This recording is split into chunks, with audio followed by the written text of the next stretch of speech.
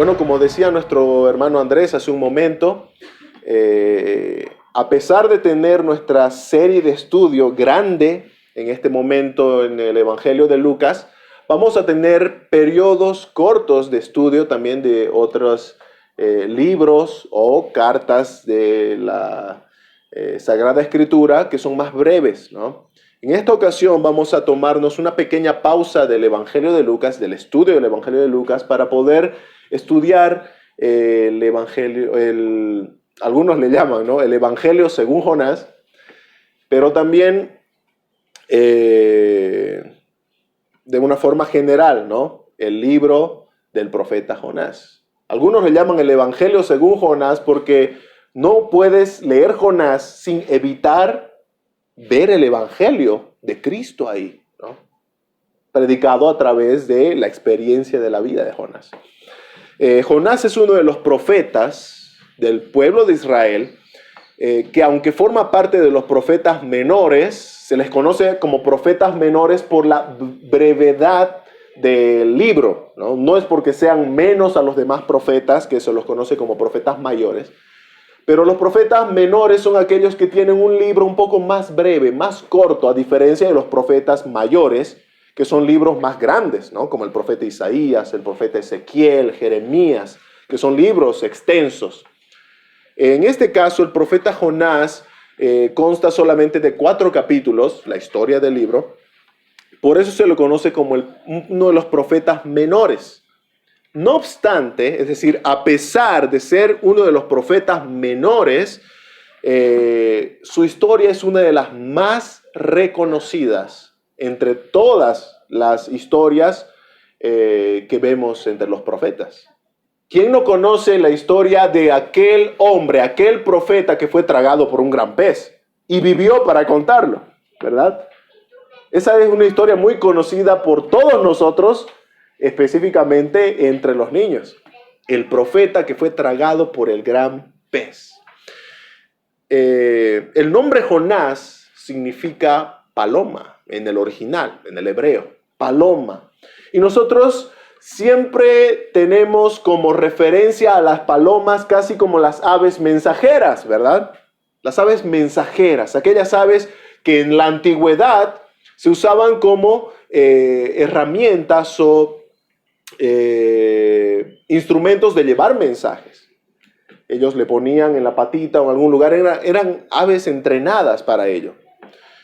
Irónicamente, aunque el nombre Jonás significa paloma, ¿no?, un ave ligada con ser mensajera, Jonás es conocido por ser el tipo de mensajero que se rehusó a llevar un mensaje. Eso es bien chocante, bien irónico, ¿verdad? El mensajero, la paloma, que no quiso hacer de mensajero. Entre todos los profetas de Dios registrados en las Sagradas Escrituras, Jonás es recordado no por su faceta de siervo obediente, sino más bien todo lo contrario. Jonás es recordado por ser aquel profeta que se rehusó a hacer la voluntad de Dios. Se lo reconoce por ser el profeta con un corazón duro al momento de hacer la voluntad de Dios. La historia de Jonás nos enseña de alguna manera, de cierto modo, a ser el siervo que no debe ser. ¿Verdad? El ejemplo de Jonás en esta historia nos muestra a tratar de buscar ser el siervo, todo lo contrario a lo que Jonás es en esta historia. La historia que nos relata este libro data de la primer mitad del siglo VIII antes de Cristo. Estamos hablando de que Jonás estuvo ministrando como profeta de Dios en la era o el tiempo del reinado del rey Jeroboam II, en el año 793 y 753. Jeroboam II era uno de los reyes del reino del norte, lo que se conoce como Israel, en la época en la que ya hubo una división de Israel, ¿no? El reino del norte, Israel, y el reino del sur, que era Judá. Jonás ministró en ese tiempo, en el reino de Jeroboam II. Muchos piensan que la historia de Jonás es una historia ficticia. Incluso dentro de muchos contextos eclesiales se predica como si la historia de Jonás es solamente una pequeña ilustración que a alguien se le ocurrió para enseñar aspectos o principios morales, éticos, de obediencia, etc., ¿no? Obviamente vemos esos principios, pero definitivamente podemos decir que la historia de Jonás es más que una simple ilustración o una historia ficticia que alguien inventó. El simple hecho de que Jonás sea nombrado en uno de los libros históricos del canon como ser Segunda Reyes, porque es ahí en donde Jonás es nombrado en Segunda Reyes, capítulo 14, verso 25, donde nombra justamente a Jonás en la época del rey Jeroboam. Es nombrado en un libro histórico de las Escrituras como un personaje real, como un personaje existente. Jonás, en ese versículo de Segunda Reyes, nos muestra que es un hijo, que tiene un papá, ¿verdad? Nos muestra también que es profeta de Dios y nos muestra un contexto en donde servía a Dios. Bueno, servía a Dios en Israel, era un profeta de Dios enviado a Israel y era un profeta que servía en un tiempo específico de un rey existente y real como ser Jeroboam II. Todos esos argumentos históricos nos muestran la realidad de quién es Jonás como un personaje existente y la realidad de la historia que ahora el libro de Jonás nos cuenta.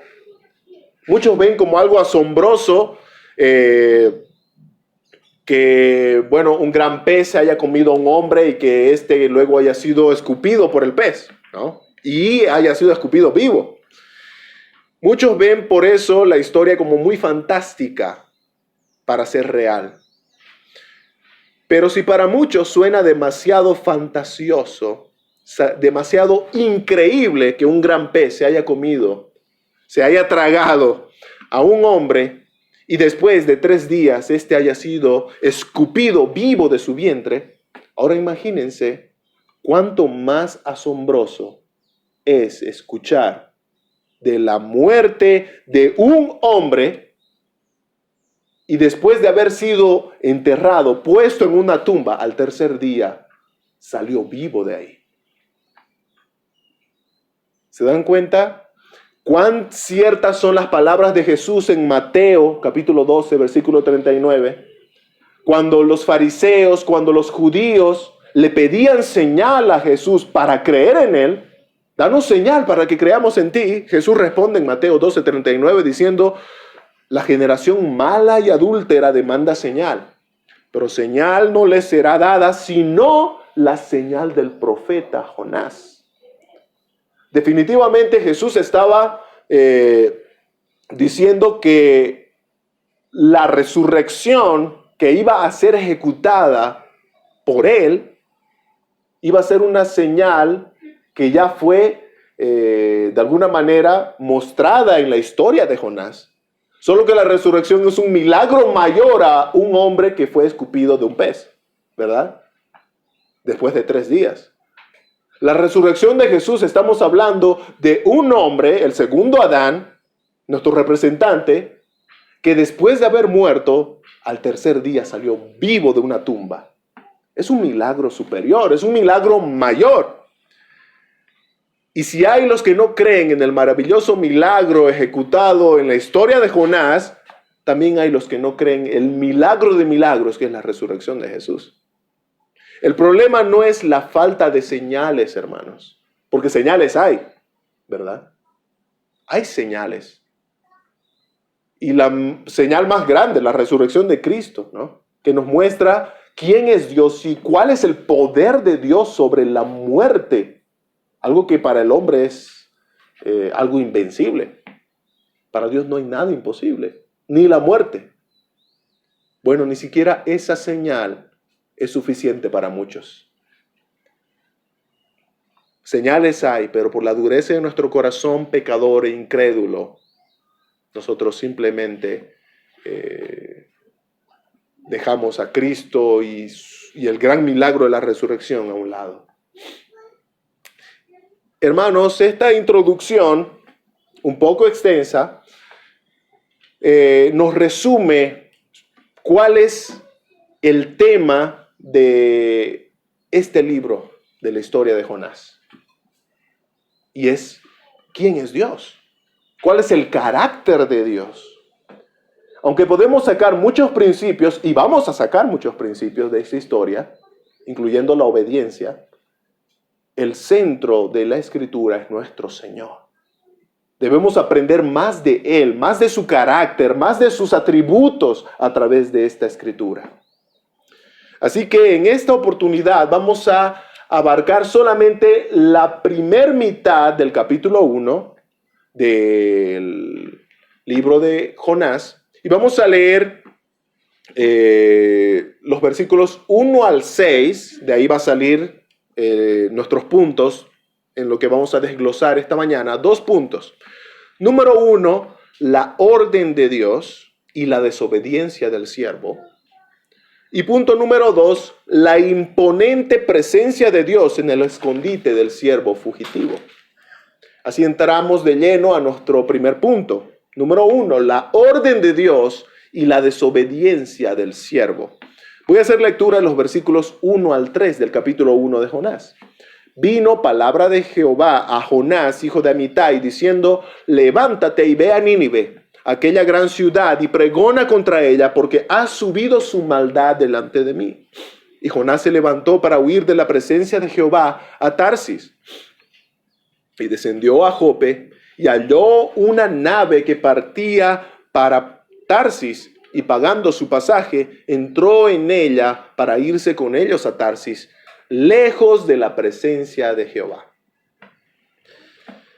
El relato de este libro comienza con una frase que se repite constantemente en las Sagradas Escrituras, más propiamente en el Antiguo Testamento. Esa frase es, vino palabra de Jehová. Ubican, ¿no? En nuestro versículo 1. Vino palabra de Jehová. Puedo poner muchos ejemplos similares de esta frase en los que el Señor llama de una forma específica o hace una encomienda específica a un profeta, ¿no? Pero vamos a usar solo un ejemplo que representa a todos los demás. Ezequiel capítulo 1, versículo 3, empieza diciendo la Escritura, vino palabra de Jehová al sacerdote Ezequiel. ¿Se dan cuenta la similitud entre el llamado o la encomienda con Jonás y ahora con Ezequiel? Vino palabra de Jehová. Y después de mostrarle una visión de la semejanza de la gloria de Dios a Ezequiel, al profeta Ezequiel, en el capítulo 1, Ezequiel dice, al final, ¿no? Al finalizar del capítulo 1, Ezequiel dice, y oí la voz de uno que hablaba. Hermanos, cuando el Señor dice en su escritura, vino palabra de Jehová a su profeta, definitivamente está diciendo lo que está diciendo. Dios habla, ¿no? En ese tiempo con sus profetas. Se refería a una comunicación directa con su profeta. Dios estaba hablando con ellos. Obviamente nosotros esperamos este mismo formato o esta misma forma de hablar de Dios para nosotros, ¿verdad? Pero ¿saben qué? Los profetas, como dice también en Efesios capítulo 2, versículo 20, los profetas y los apóstoles de Cristo recibieron esta forma especial de comunicar de Dios para plasmar de una forma escrita en la Biblia lo que ahora nosotros leemos. Por eso es que ahora nosotros no oímos de forma audible, valga la redundancia, la palabra de Dios, sino que ahora nosotros la leemos. La leemos, ¿no? Por eso es que el profeta Ezequiel puede decir ahí, ¿no? Y oí la voz de uno que hablaba. En el capítulo 2 de Ezequiel, versículo 1, dice, me dijo, Ezequiel está hablando, ¿no? Me dijo, hijo de hombre, etcétera, etcétera, etcétera. En el versículo 3 de ese mismo capítulo, el profeta Ezequiel también dice, y me dijo, hijo de hombre, yo te envío, etcétera, etcétera, ¿no? ¿Se dan cuenta el énfasis del profeta Ezequiel al decir, Dios me ha hablado, he escuchado a Dios y ahora yo obedezco? Hermanos, aunque nosotros no escuchamos de forma audible al Señor, es decir, su voz tronante como en el monte Sinaí, nosotros escuchamos a Dios a través de la predicación de su palabra. Nosotros escuchamos a Dios a través de nuestro estudio personal de su palabra, cuando leyendo escuchamos la voz del Espíritu que mora en nosotros, hablándonos. Así que no podemos decir que no escuchamos a Dios. Escuchamos a Dios. La pregunta es, ¿nosotros estamos predispuestos a escucharle? Sabemos que la palabra de Dios, la Escritura, está ahí. Nosotros nos tomamos un tiempo para poder escuchar a Dios.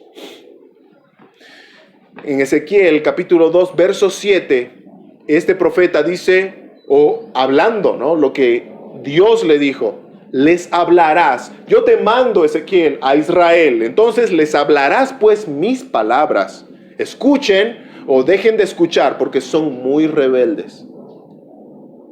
El Señor le dice a Ezequiel, Ezequiel, son mis palabras las que vas a hablar, no las tuyas, no tu opinión, no tu pensamiento, mis palabras les hablarás. Aunque ellos no te quieran escuchar o hayan los que sí te escuchen, tú habla mi palabra. Es lo mismo que le dice el apóstol Pablo a Timoteo, ¿verdad?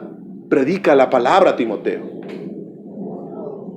Predica la palabra a tiempo y fuera de tiempo. Pero predica la palabra. Por eso es necesario, hermanos, que los siervos de Dios, los ministros del Señor que predican la palabra, se preparen de una forma en la que Dios les hable en ese tiempo de preparación, de estudio, para que luego ellos vengan ante el pueblo de Dios, la iglesia redimida del Señor, y puedan hablar lo que ellos mismos han recibido del Señor en su estudio. Muchas veces nosotros cometemos el pecado de querer improvisar, ¿verdad? De decir, bueno, yo voy a darle la libertad al Espíritu Santo que hable, pero no nos preparamos al momento de dar el mensaje que Dios quiere que demos. Como si Dios no hablara por medio de su Espíritu en la preparación. Dios necesita siervos fieles que quieran escucharle en lo íntimo para luego poder publicar su anuncio a los cuatro vientos, ¿verdad? Pero tiene que ser una relación, una comunión íntima en lo secreto con su Padre.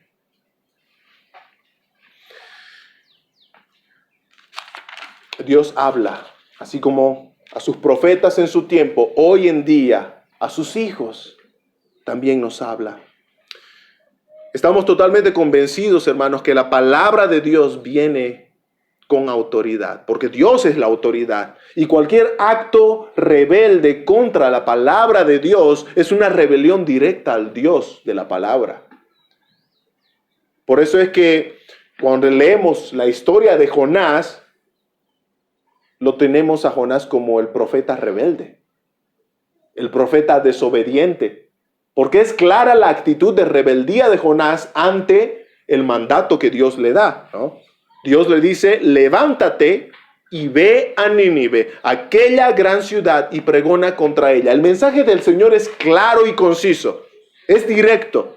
No hay excusa para Jonás para decir, dijiste Nínive, yo entendí Tarsis. No, el Señor fue claro en su mensaje, pero Jonás de una forma deliberada, decide desobedecer al Señor. Dice que Jonás se levantó, sí, Dios le dijo, levántate, Jonás se levantó, pero no para ir donde Dios le dijo que fuera y hacer lo que Dios le dijo que haga. Jonás se levantó para huir de la presencia de Jehová.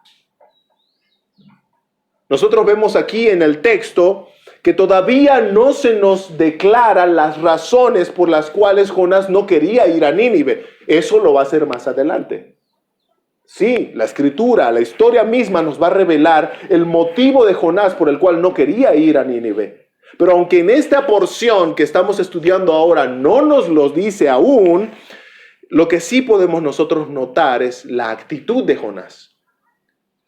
Jonás muestra una necedad en la cual había caído por su pecado que luego lo llevó a desobedecer. Jonás, como vamos a ver más adelante, no quería ir a predicar a Nínive por su nacionalismo, ¿no?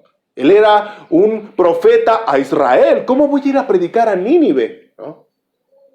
A esos paganos, a esos gentiles? No. Señor, tú eres misericordioso, Señor. Estoy seguro que si yo voy, vas a tener misericordia de ellos y no, yo no quiero que los perdones. Al final, en el capítulo 4, esa es la conclusión a la que llega Jonás, ¿no? Yo sabía, Señor, que los ibas a perdonar, por eso no quería ir. ¿Se dan cuenta el corazón de Jonás? La necedad a la que llegó Jonás. Y la necedad luego se va mostrando también en nuestras actitudes. La palabra necedad o necio es traducida también en otras versiones como una actitud tonta, ¿no? Algo sin sentido. Algo que tú haces como si no supieras lo que estás haciendo o viendo. Como si no hubieras pensado en lo que estás haciendo. Esa es la necedad. Ahora, ¿quién era Jonás? Estábamos hablando anteriormente en la introducción. Jonás era un profeta de Dios, un profeta que recibía palabra directa de Dios y que ya estaba sirviendo como profeta en Israel en el tiempo de Jeroboam II. Tenía experiencia como profeta, tenía experiencia en lo que respecta a quién es Dios que le llamó para servir como profeta. Sabía Jonás, en cierta forma, podríamos decirle, ¿no? Jonás era un teólogo. Pero miren hasta dónde nos lleva el pecado. Que de ser un teólogo, un profeta, conocedor de Dios, empieza a nublarse por completo sobre quién es Dios y cómo es Dios. ¿Qué hace Jonás en ese momento de necedad por su pecado? Bueno, Jonás dice, voy a huir de la presencia de Jehová. Parece que a Jonás se le olvidó lo más básico de teología propia, ¿no? De lo más básico de lo que es lo que son los atributos de Dios. A Jonás se le olvidó que el Señor es omnipresente, que Él está en todo lugar, que es imposible huir de Él, ¿no? Es imposible huir de su presencia. La necedad de Jonás nubló por completo todo lo que conocía de Dios, a tal punto de que pensó que podía huir de Él, esconderse de Dios, burlar a Dios. ¿Se dan cuenta que en el versículo 3, de ahí del primer capítulo de Jonás, en solo un versículo, el escritor menciona 2 veces la intención de Jonás de irse lejos de la presencia de Jehová, de huir de la presencia de Jehová? Es clara la intención del autor, del escritor, de mostrarnos lo ilógico del accionar de Jonás acá. ¿Estás intentando escapar de Dios? Jonás, eres profeta de Dios. ¿Realmente crees que puedes escapar de Dios, hermanos? No se puede. Y Jonás debía saberlo. Dice Jeremías capítulo 23, verso 24, ¿podrá alguno esconderse en escondites de modo que yo no lo vea? Declara el Señor. ¿No lleno yo los cielos y la tierra? Declara el Señor. Jonás estaba tan inmerso, tan sumergido en su pecado de creerse Dios, ¿verdad? Más misericordioso que Dios o más justo que Dios. No, tú eres el Dios de Israel. A ellos tienes que tener misericordia y perdonar, pero a los de Nínive no. Jonás cayó en pecado de idolatría. Él se estaba poniendo los zapatos de Dios, decidiendo lo que Dios tenía que hacer. Proverbios capítulo 15, verso 3 dice: los ojos de Jehová están en todo lugar, mirando a los malos y a los buenos. No vamos a entrar aquí en detalles de quiénes son los malos, quiénes son los buenos, porque sabemos que no hay nadie que sea bueno por sí mismo, ¿verdad? La Escritura dice que todos nos desviamos, a una nos hicimos inútiles, pero si podemos decir que hay bandos entre buenos y malos, podemos decir más bien que hay los justificados en Cristo por medio de la fe y los que están aún bajo condenación, que rechazan a Cristo, ¿verdad? Pero acá resalta el proverbio la omnipresencia de Dios y cómo sus ojos ven las acciones de los malos y las acciones de los buenos. Es imposible esconderse de Dios. Es una necedad pensar que podemos huir de Dios, escondernos de Él. Tarsis, el lugar donde había planificado huir nuestro querido profeta Jonás, era una dirección opuesta a Nínive. Era en dirección contraria a la ciudad donde Dios le había mandado. Eso nos muestra claramente la intención de Jonás de no hacer ni de cerca la voluntad de Dios. Decir me voy a Tarsis era como decir me voy a lo más lejano, me voy al lugar desconocido. Algunos piensan que Tarsis era por la región de España. Entonces, de Medio Oriente hacia España era donde quería irse Jonás. Lo interesante es que no importa nuestra posición geográfica, Dios nos hará saber que Él está ahí. Dios hará sentir su presencia en el lugar donde tú te quieras esconder.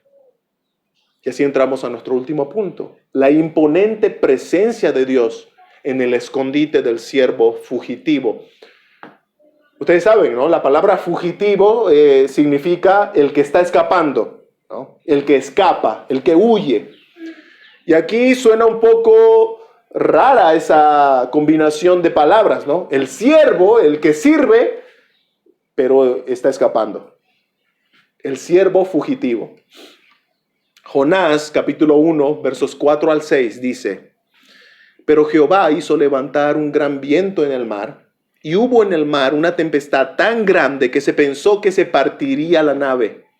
Y los marineros tuvieron miedo, y cada uno clamaba a su Dios, y echaron al mar los enseres que había en la nave para descargarla de ellos.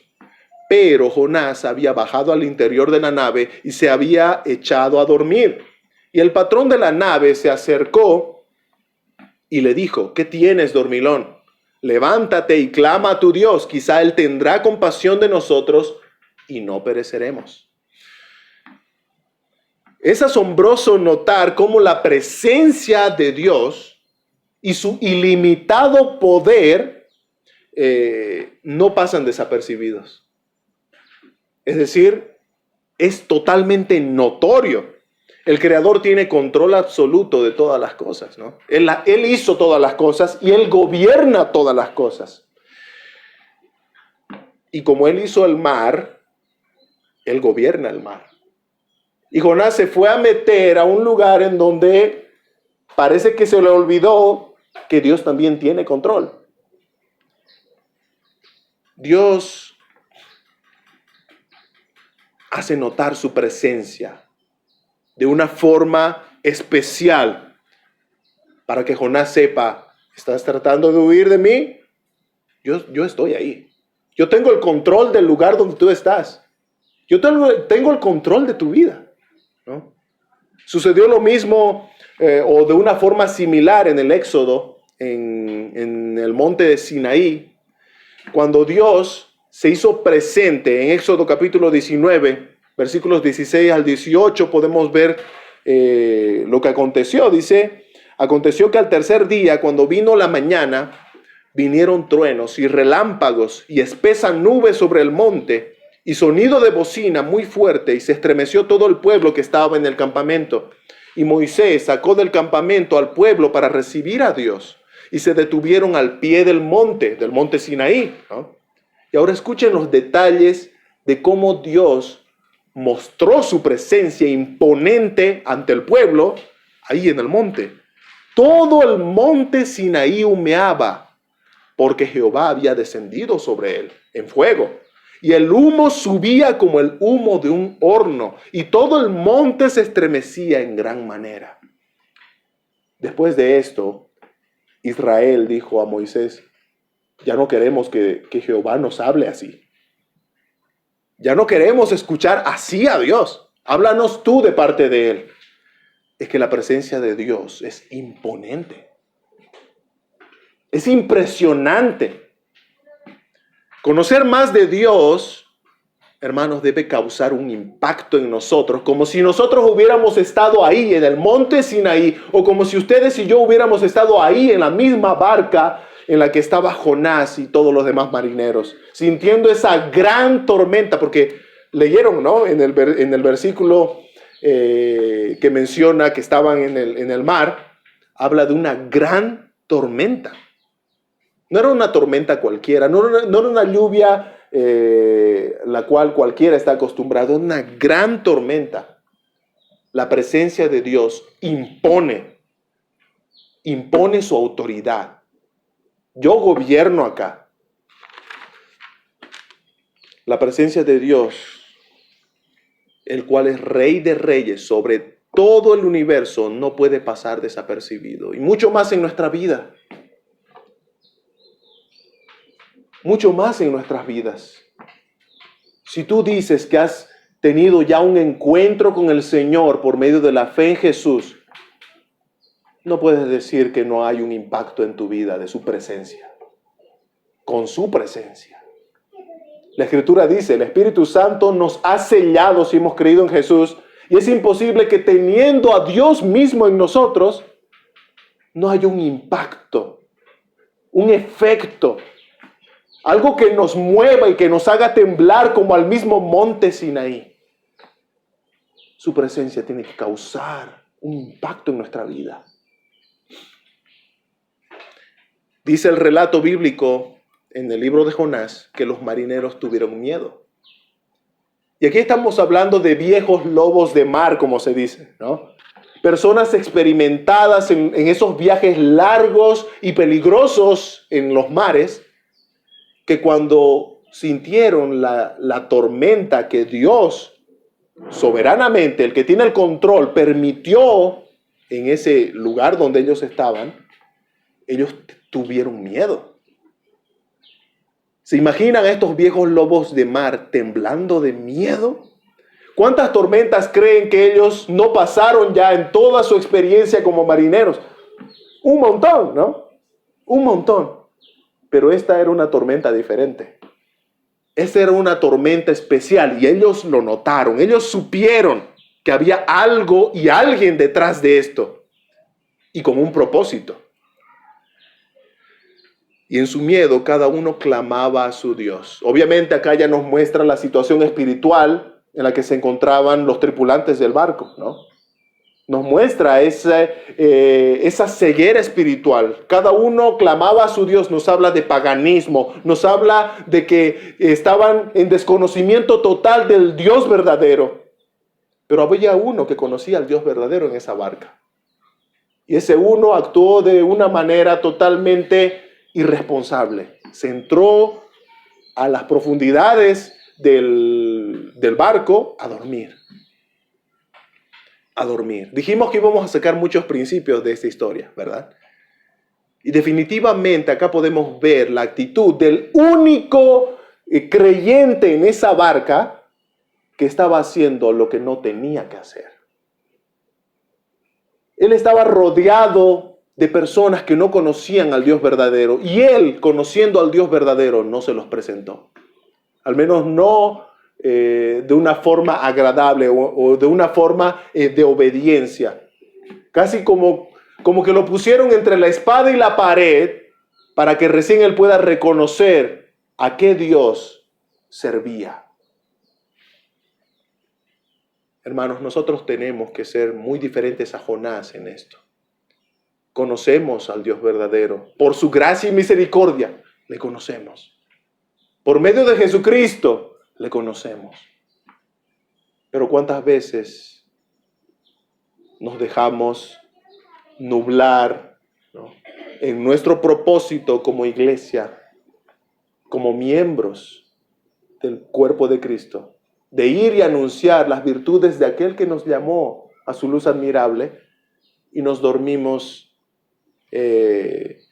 como Jonás, ¿no?, en el propósito que tenemos como iglesia?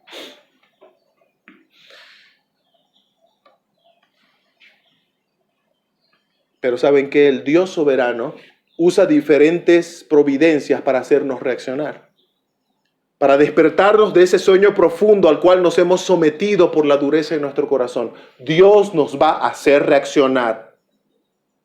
Es como cuando no queremos hacer caso, ¿no? Cuando éramos niños y a veces de una orejeadita o de una llamada de atención, es como que ya estábamos listos para hacer caso, ¿verdad?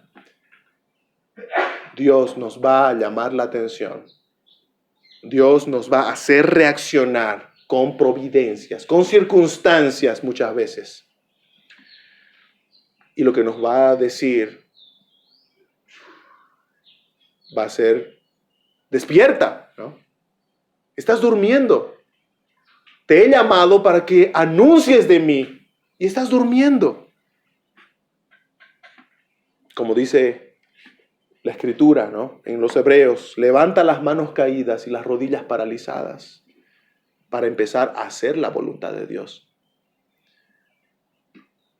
Ten en cuenta que la tormenta que estás pasando en este momento, y yo no sé, de repente de manera particular, esta semana empezaste a sufrir algo, o ya hace algún tiempo atrás estás pasando por un momento específico, tienes que saber que Dios está al control de eso. Y Dios lo está permitiendo, porque Dios está llamando tu atención. Así como a Jonás, así como a todos los de la barca, Dios usa sus tormentas muchas veces para llamar nuestra atención. Pero es para llamar nuestra atención a sí mismo, ¿verdad? Para que le veamos a Él, para que acudamos a Él. Él es quien orquesta todo lo que nos sucede. Y es con el propósito de llamarnos a Él. Hermanos, cuando yo leía esta escritura, y esto para terminar, ¿no?, me llamaba mucho la atención el paralelismo o el nivel de comparación que hay entre la historia de Jonás que acabamos de ver ahora mismo, Jonás en medio de la tormenta, en medio del mar, con una porción de la vida de Jesús similar. Cuando Jesús se encontraba con sus discípulos cruzando al otro lado del mar, y de repente al Señor, al Dios encarnado, le da sueño y se duerme en la barca y empieza una gran tormenta en el mar. ¿Se dan cuenta ese paralelismo? Como ya van pareciéndose las historias. Tormenta aquí en la historia de Jonás y tormenta aquí en la historia de Jesús. El profeta durmiendo en el barco y el Señor, el Dios encarnado, durmiendo en el barco, ¿no? Pero hay gran diferencia, hermanos. A pesar de que haya similitudes, también hay gran diferencia. Por un lado vemos aquel siervo que pretendía escapar de la presencia de Dios, un pecador desobediente. Pero por el otro vemos a Dios mismo que tomó forma de siervo para salvar a su pueblo de sus pecados. Por un lado vemos a aquel desobediente que prefería morir en su desobediencia a hacer la voluntad de Dios, ¿verdad? Más adelante va a decirle a los marineros, láncenme al mar y el mar se os aquietará. Él prefería morir a hacer la voluntad de Dios e ir a Nínive y predicar. Pero por otro lado vemos al justo que fue obediente hasta la muerte y muerte de cruz. Por un lado vemos a aquel siervo que fue despertado de su sueño por los marineros desesperados para tener por lo menos en él una oportunidad más, una esperanza más de salir con vida. Pero aquí vemos al Dios encarnado, quien físicamente agotado, cansado por su ministerio, por su obediencia continua al Señor, se durmió. Y saben que hay una similitud también cuando lo van a despertar a ambos, porque vemos desesperación en los marineros como desesperación en los mismos discípulos de Jesús. Ambos desesperados van y despiertan, ¿no?, al que está durmiendo. Pero cuando yo leía esa parte en la que Jonás es despertado por el patrón del barco, me hizo pensar por qué razón el Señor Jesucristo despertó, hizo el milagro y luego exhortó. Porque prácticamente la actitud de los discípulos fue la misma actitud de los marineros. Los marineros tenían mucha razón de estar atemorizados porque ellos ni siquiera sabían quién era Jonás, quién era el dormilón. Pero los discípulos sabían quién era el que estaba con ellos en la barca. Y su actitud de ir a despertarles fue la misma. Por poco y no citan las palabras del patrón a Jonás, ¿no? Y por poco no le dicen a Jesús, hey, despierta tú, dormilón, clama a tu Dios, tal vez Él nos salve. ¿Se dan cuenta por qué razón Jesús levantó, hizo el milagro y luego los exhortó en su fe? Hombres de poca fe, ¿dónde está vuestra fe? ¿No estoy yo con vosotros aquí? Al parecer a nosotros los discípulos muchas veces nos pasa como a Jonás y como a los discípulos, que aunque sabemos de Dios, nos olvidamos quién es Él. ¿Quién está con nosotros en la barca? ¿No? Dios con su sola palabra mandó a su creación diciendo, calla, enmudece. Y su creación obedeció al Creador. Y hubo grande bonanza, dice. Nuestro Señor Jesucristo domina su creación. No importa, hermanos, la aflicción que estamos pasando, esa aflicción tiene el propósito de llevarnos a mirar a Cristo. Si nosotros pretendemos pasar el momento difícil, pasar la crisis sin mirar a Cristo, prácticamente es un sufrimiento en vano. Porque en todo momento las Sagradas Escrituras nos muestran que las circunstancias, las tormentas que Dios usa, tienen el propósito de llevarnos hacia Él. Hermanos, que el Señor bendiga su palabra en esta mañana y que nosotros podamos mirar a Cristo. Mirar a Cristo. Aquel que es superior a Jonás en todo sentido. Jonás fue un desobediente. El Señor Jesucristo fue un obediente, justo, perfecto hasta llegar a la cruz. Y aún así murió en la cruz siendo justo y perfecto. Pero lo hizo para cargar en su cuerpo los pecados de nosotros, los imperfectos, injustos, merecedores de castigo. Cristo sufrió la ira de Dios en la cruz para que nosotros seamos salvos de aquella ira creyendo en Él.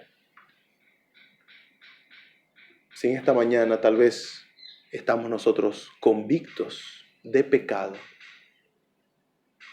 miremos a Cristo. Miremos a Él. porque la historia de Jonás, como dice Jesús, apuntaba a él mismo, apuntaba a Jesús. Vamos a orar, hermanos.